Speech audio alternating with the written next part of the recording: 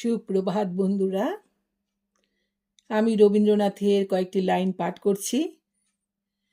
চরণ ধরিতে দিও গো আমারে, নিও না সরায়ে, জীবন মরণ সুখ দুঃখ দিয়ে বক্ষে ধরিব জড়ায়ে।